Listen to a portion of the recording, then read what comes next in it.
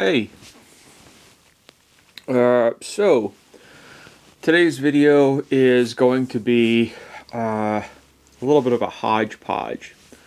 So if you're a regular watcher of my YouTube channel, you've seen that I said that I was going to focus on reading some psychoanalytic theory. And as far as a diverse representation of psychoanalytic theory, I have finished that task. I've read about 10 books that are included on this PhD program website for their literary analysis via psychoanalysis. And that was my goal. I wanted to read 10 of the books on there, and then I wanted to begin reading more deeply into Lacan. And so like I said, I've finished the 10 books. I've started reading more Lacan again, or Lacan, and that's what I'm reading right now. So I've during that time also managed to read a few other books. For instance, for my Ishmael Reed video, I did read Conjugating Hindi, which I hadn't yet read. Most recently, this past week, after finishing my psychoanalytic reading, I read The Life and Opinions of Tristram Shandy, Gentleman. And what I'm going to do on this video here is an overview of some of that psychoanalytic theory and kind of just general reflections on books that I read. And then I'm going to do a review of Tristram Shandy. So if that sounds interesting to you, I know this probably sounds a little less organized than some videos I've made, but I do appreciate your time here. I'm Mark, and this is Several Books.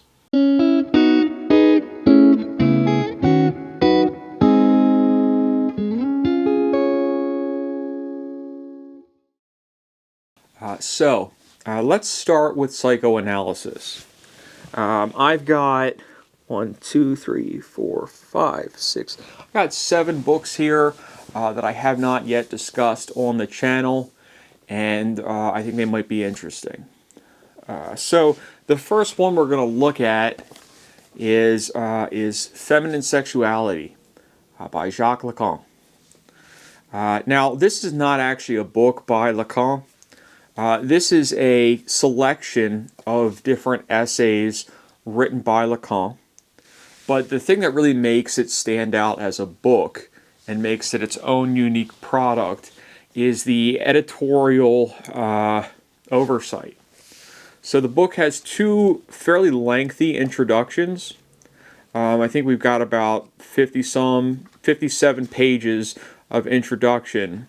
And as far as contents of the book ends at page 170. So this book is interesting for those people looking at Jacques Lacan because this is basically a feminist defense of Jacques Lacan and psychoanalysis more broadly. Now, I've briefly talked about certain writers that I really admire who do not like psychoanalysis at all. So one of my favorite contemporary theorists, political theorists, and philosophers is Paul B. Preciado. And he's a trans man, and he's written a book called Je suis un monstre que vous parle. I am a monster who speaks to you. And the premise of that book is that essentially the Oedipus complex, which is the underpinning of a huge amount of psychoanalysis, doesn't properly account for the experience of a trans person or an intersexed person. This book, written and compiled before Preciado was really active, kind of directly addresses what Preciado was getting at. But this does it to defend Lacan. Essentially, what the thesis across the essays that are collected in this book is that the Oedipal complex, which Lacan treats as essentially the same for a man and a woman. He does not approve of the idea of calling the woman attracted to the father, or attracted to the father and trying to become the role of the mother, as the Electra complex. For Lacan, this is the same complex for both men and women, which is explained in these essays. And he says that the psychic experience between men and women of growing is the same. What's different is the biological experience.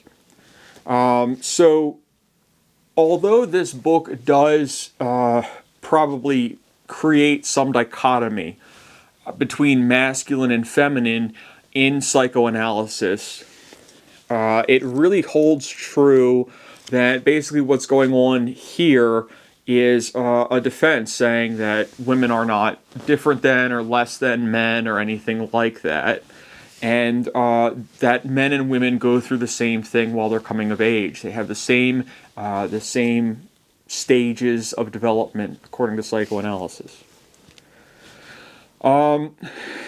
If I were to rate this book, I probably wouldn't rate it very highly. It's not that the book is bad, it's that I've already read The Acree, and I read those in English. This is also in English that I read. But basically these are just essays. I think 2 or 3 of the essays are just from The Acree. If you've never read anything by psychoanalysis or of psychoanalysis before, this might be a little more interesting.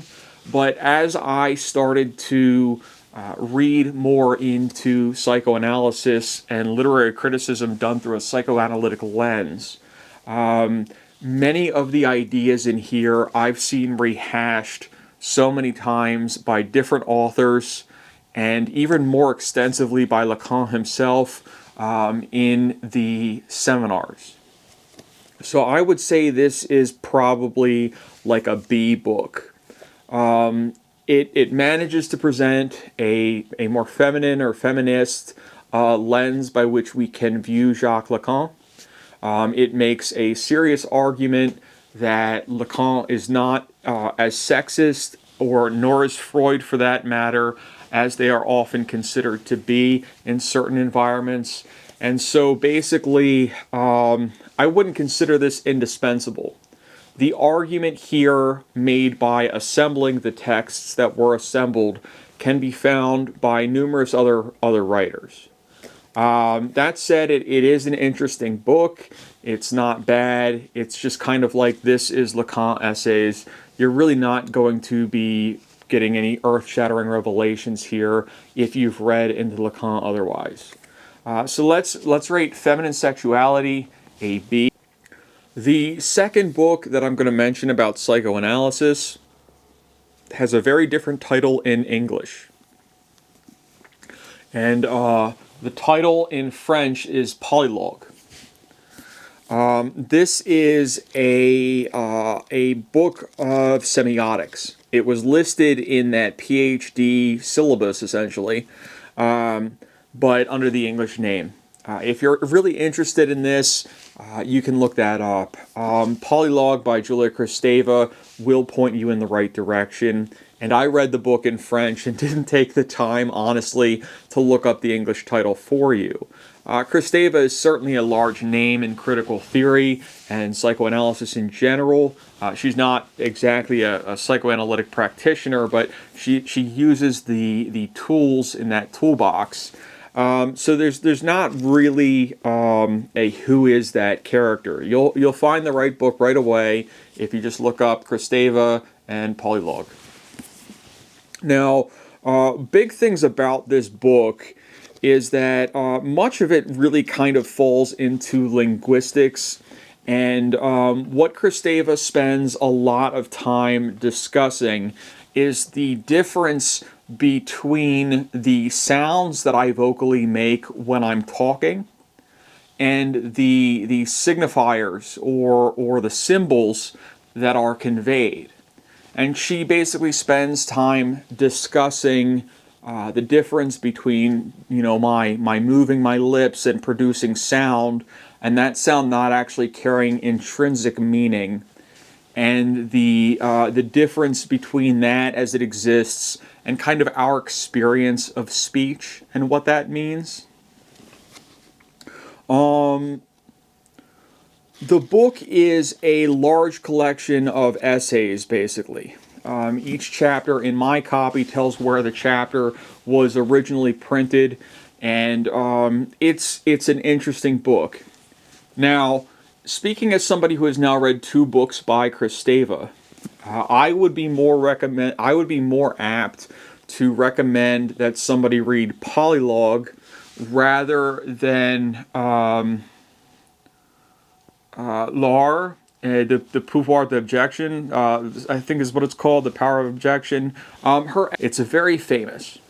Now, if you've never read Kristeva, and I'm certainly not an expert, I've read 2 books, I would say that this is more apt to provide the experience of reading a book. You're going to feel much wholer having read this. There is a much broader number of writers she's referencing, and novels, and so forth. Laura is it's a much shorter book, and she spends significantly more time talking about Céline, who is a French writer. I'm sure you've probably heard of him before. I've mentioned him on my channel. He's mentioned in here as well, but Kristeva spends more time talking about figures like Beckett or other writers from that era, say the 50s. I don't really have a whole lot else to say. This for me is probably more like a B+, and the book is worthwhile, but it's not the best thing I've ever read. I'm going to include on my list of the time stops for this video the title of the book in English, so you can see both what I read literally and the book as it's available for my audience. My audience is English speakers, obviously. I'm speaking English. So let's give Polylogue a B+, and go to the next one. Now, for me, the interest in psychoanalysis is principally Lacan. And I am somebody, I've mentioned Elaine Badiou on this channel before. I'm a big fan of, well, maybe that's not right.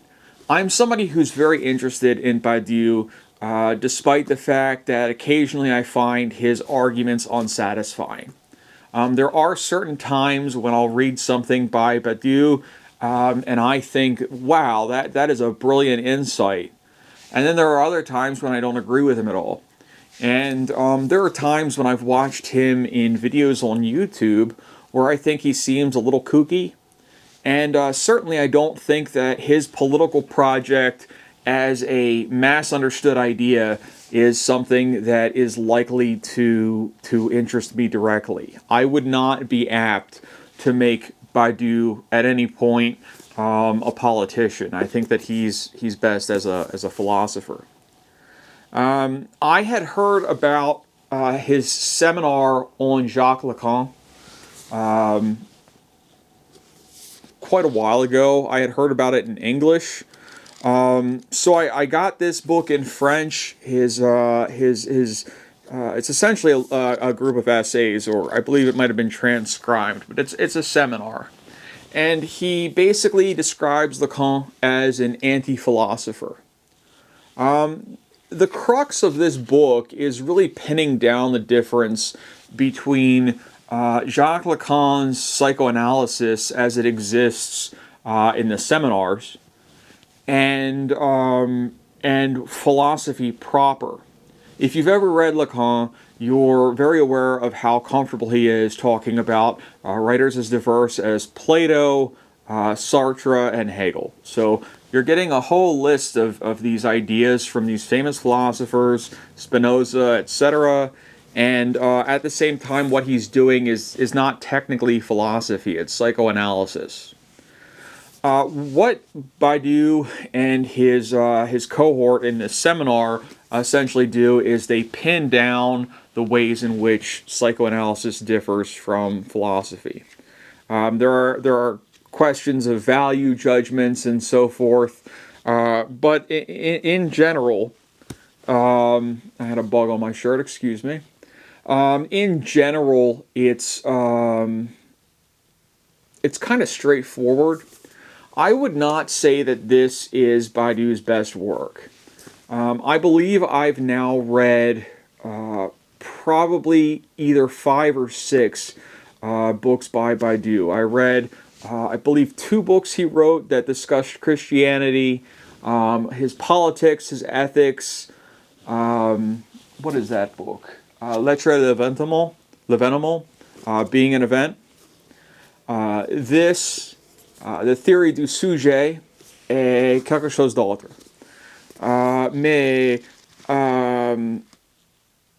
Yeah, what I would be willing to say is that if you're checking out Badiou, the books that I would really push on you are the politics or the metapolitics and the ethics, which is a work of meta-ethics.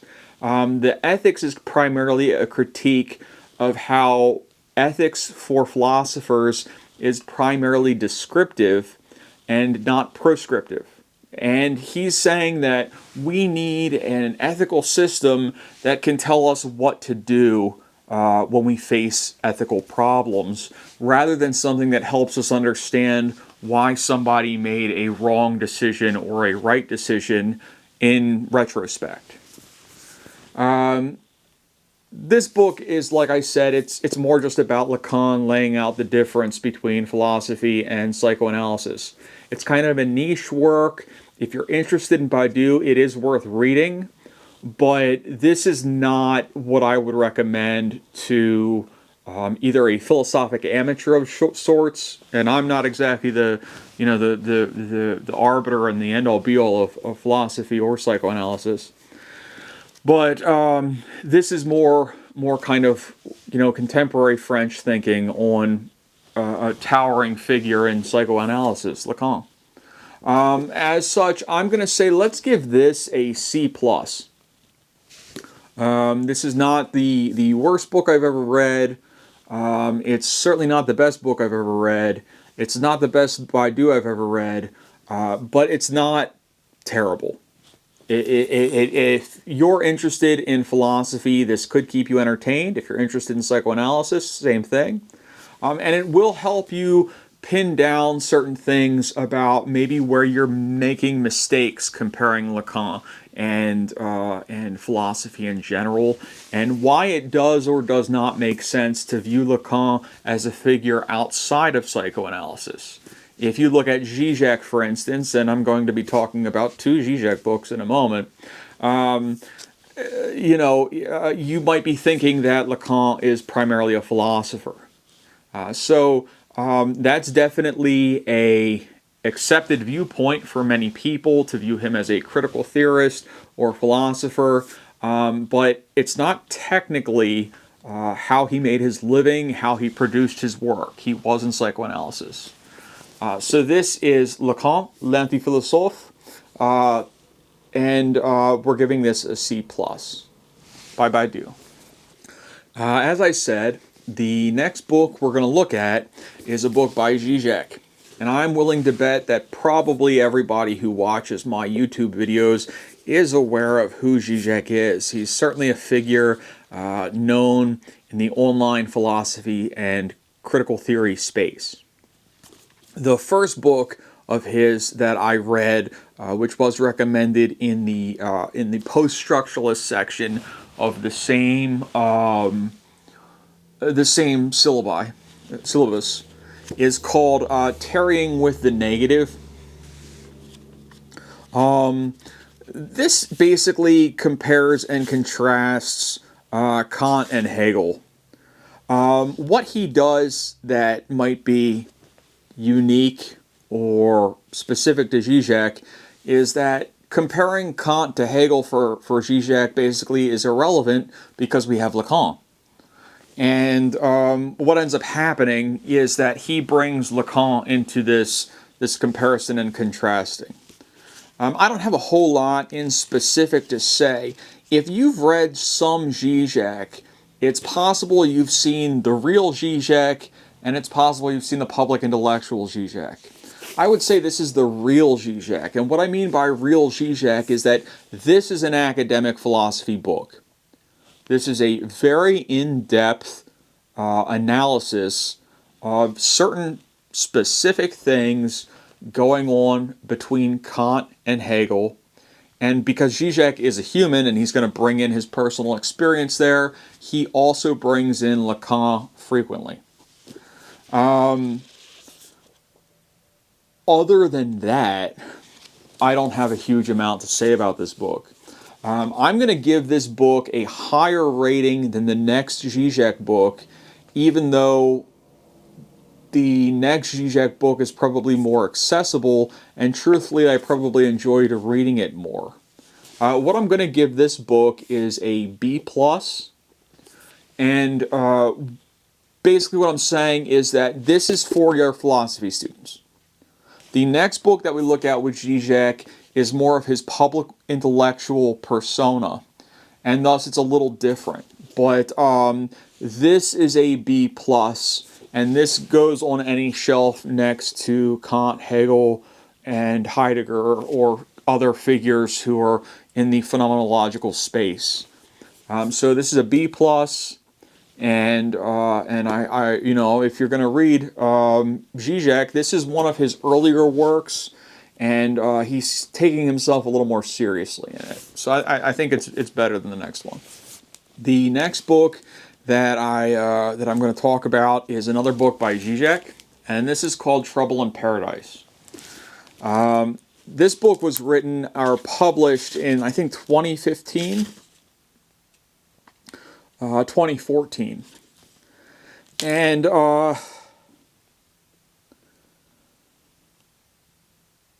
this is the work of a public intellectual. He's kind of being in charge of all these different intellectual figures. He mentions Lacan and Marx and Hegel and so on and so forth. And he jumps around different things and occasionally brings in current events. It's an entertaining read, but it's almost like if Zizek was writing a beach read. I read this book without any problems, basically just boom, right ahead and went through it.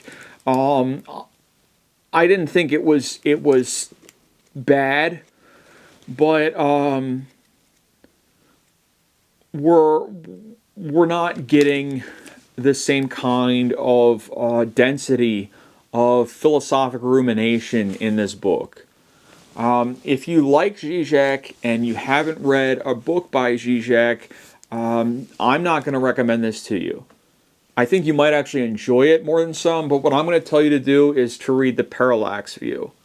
So I've read like 6 or 7 Zizek books now. In my opinion and in my experience, the parallax view really is the best. It's the most robust. He does the most different things in it. He academically treats Marx, Lacan, Henry James, Gothic literature, and all of that. If you're looking more for kind of a mix of those kind of more academic and artistic interests with current events, that's what this book is good for. So this, again, is called Trouble in Paradise. This was in the psychoanalytic section of that syllabus I discussed. And having read several different Zizek books, The Sublime Object of Ideology and The Parallax View really are just better than both the 2 books I've just covered by Zizek. I can't give you an in-depth recitation of this book because it's just not there. If you're aware of who Zizek is, you're going to be familiar with what he's discussing. But pointing out that the book, as the inside flap of this dust jacket does, mentions Gangnam Style, The Dark Knight, and Margaret Thatcher, really doesn't tell you a huge amount It's just saying more that, like, this is what Zizek is known for. This is kind of his pop stardom, his public intellectual persona. This is why Zizek continues to show up on your YouTube feed, but it's not why he became famous in the first place.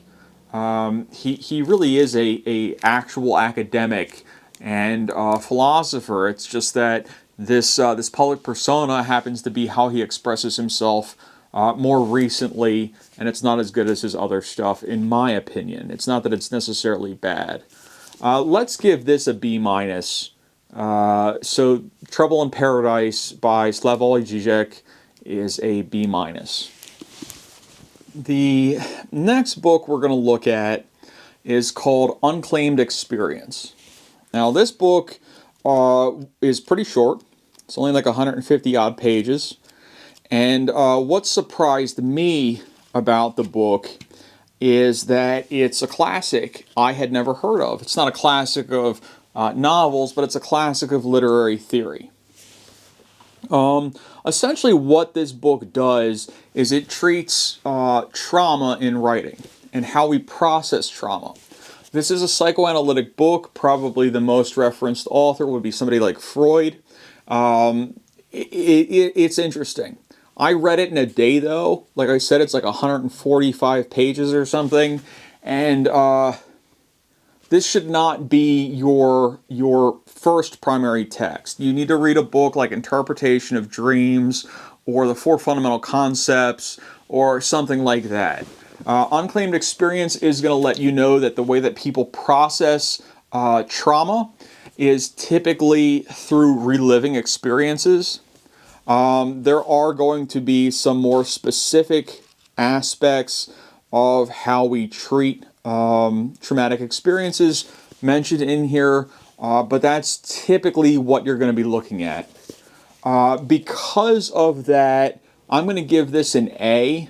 I'm going to say that this is probably, of the psychoanalytic work that I've just gone through, the best thing, except for maybe the Julia Kristeva. So, Unclaimed Experience, definitely an interesting book if you're interested in psychoanalytic theory, but this is not the best book I've ever read. I'm going to give it an A. The last book that I'm going to read is not actually classed as psychoanalysis. This was recommended in the psychoanalytic list on that syllabus, but the book is listed on the back that tells you where to shelve it, for instance, in Gender Studies, Criticism, and Film. This book is primarily psychoanalysis through different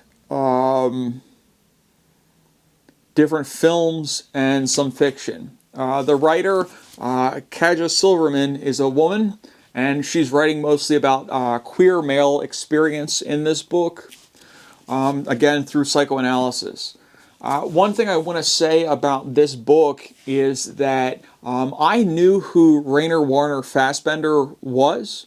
He was a German director and auteur. He was very famous, I believe, in either the 70s or 80s. Sometime that at this point is 40, 50 years ago. Because of this book, I watched the film A Year with 13 Moons. And that is a film that Fassbinder made in Germany in, I think, the late 70s. And the main character of that film is a trans woman. I found the film great. It was not the best film I had ever seen. Sometimes you like things, especially today, that are maybe a little more gimmicky. But this is a more realistic film, and it's really this deep story about the life of this trans woman, her relationship to her former wife and her daughter, and people from her youth. It discusses, the Year of 13 Moons discusses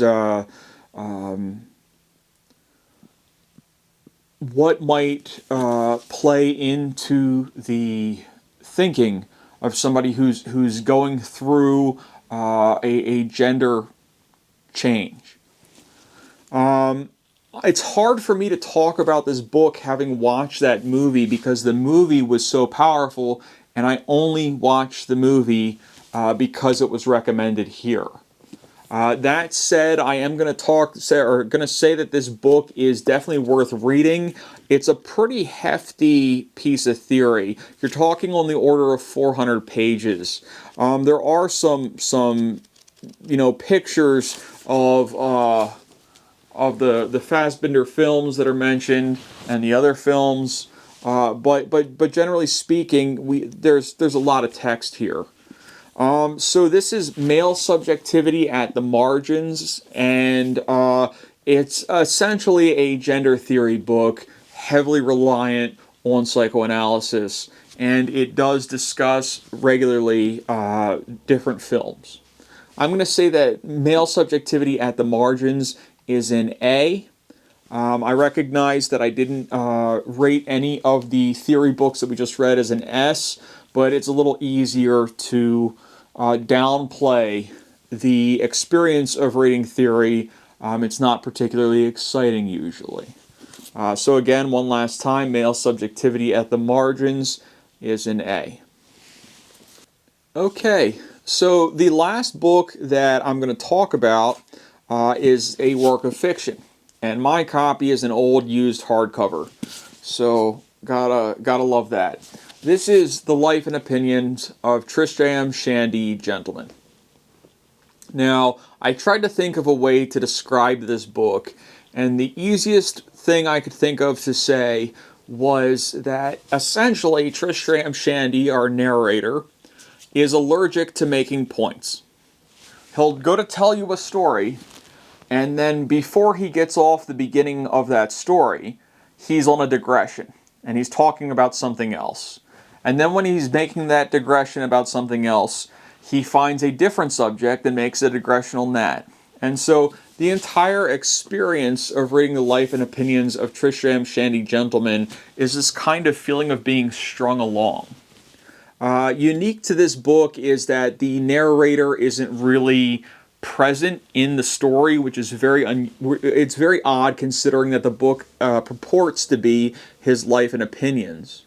The book starts before he's born, and the first 200 pages, I don't think he's actually really born yet. I think technically he's born around page 75 or 80, but it's not until about 200 pages into the book that Tristram Shandy is a main character. Even after that happens, he is never our primary focus. The primary focus for Tristram Shandy for most of the book is his Uncle Toby, but it's very easy to say that the main characters are both his father and his Uncle Toby. Tristram Shandy does not concern himself with the women in his life very much. He describes one female character as being the most perfect woman or something like that, and then he tells us that that's all he's going to say about her. So he doesn't build these characters up. The book was never finished. It was published in volumes that were, I think, 50 to 100 pages. There are something like a 9 or 11, 9 volumes, and they were published between 1759 and 1767. If I had to compare this book to something else that I had read, my first impulse would be to compare it to Rabelais' Gargantua and Pantagruel. Otherwise, the book really is like a contemporary postmodern novel. I understand that it was written in 1760, but there are frequent things that he does to add a meta element to the text. The page numbers jump 10 pages at one point, and he says that he ripped out the pages. There's another scene in the book where he's describing, I forget what exactly, but the page is just a black page. So there are two just ink-covered pages in the middle of the book. There are other little games and gimmicks that he plays, drawings and so forth, such as we have, if you can see that. This is an S tier book, but it's very hard for me to discuss it in depth.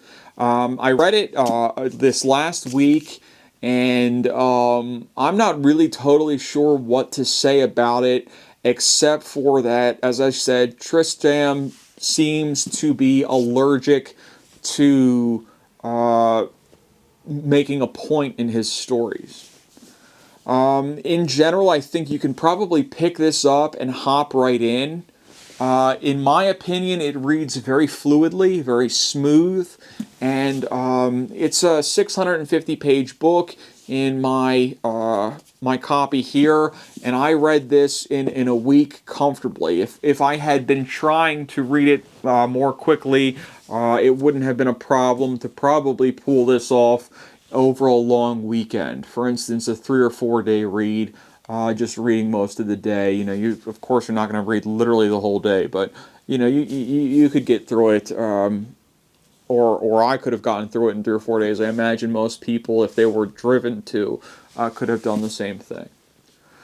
So Tristram Shandy, this is an S tier book. It is a novel. I am rating the novel significantly higher than the nonfiction. But that's really all I have to say about that. Okay, guys, I appreciate that you're watching my videos, assuming you are, and I do appreciate it if you've hung around this far. I don't have a whole lot else to say. I'm going to be trying to maybe figure out a writer who I can make another collected video where I'm reading, say, between like 4 and 10 of their books. Big writers who might show up in that list I've mentioned in the past would be Jean-Philippe Toussaint and Jean Econos, peut-être, maybe. But I am kind of inclined to make a Toni Morrison video. I've just been seeing so much about her lately. Must be because it's March and February just ended. I'd really like to make a Toni Morrison video. I just don't want to reread the books that I don't remember so well. But yeah, thanks for everything, guys. I've been Mark, and this was Several Books. Bye-bye.